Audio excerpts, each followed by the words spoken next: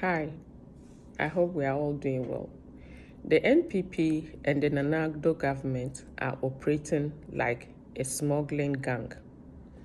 Those of you who have witnessed the operation of a smuggling gang, especially when it comes to immigrants, what they usually do is that they take all the money they have to take and they put them in these wretched boats to go and die because their survival is not up to 20% and they don't care.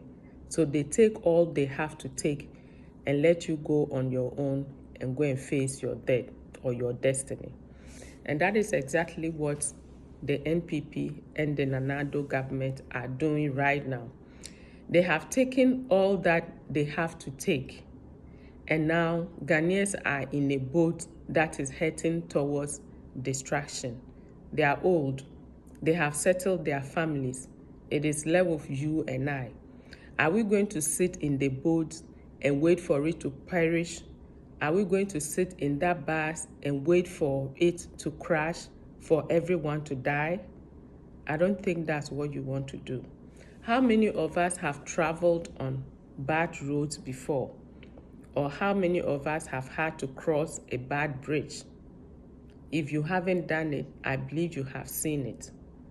When you get to a bad road that is impossible to cross, usually the people will leave the bus.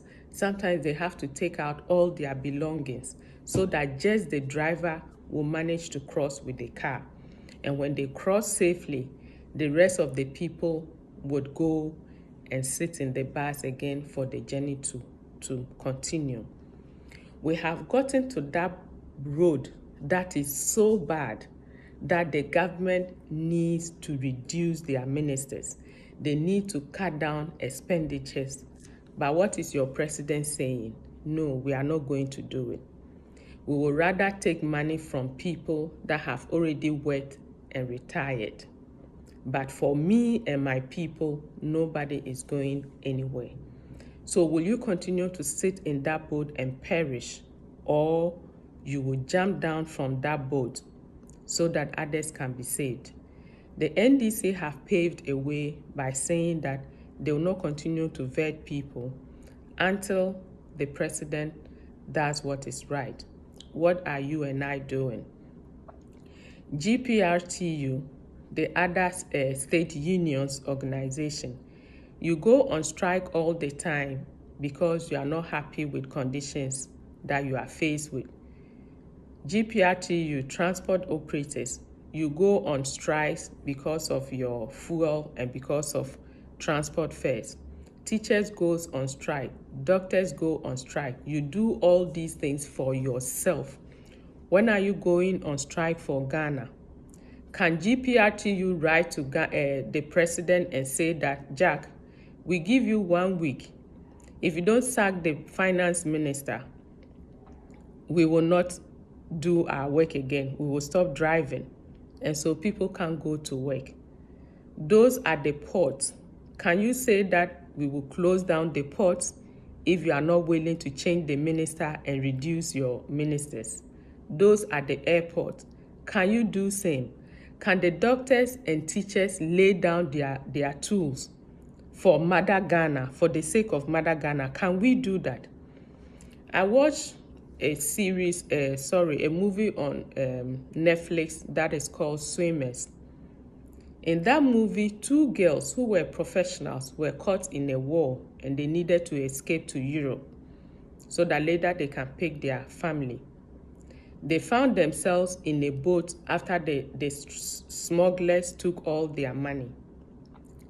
In the middle of the journey, the motor of the boat stopped working and the boat was leaking. These people needed to survive. They were children in that boat.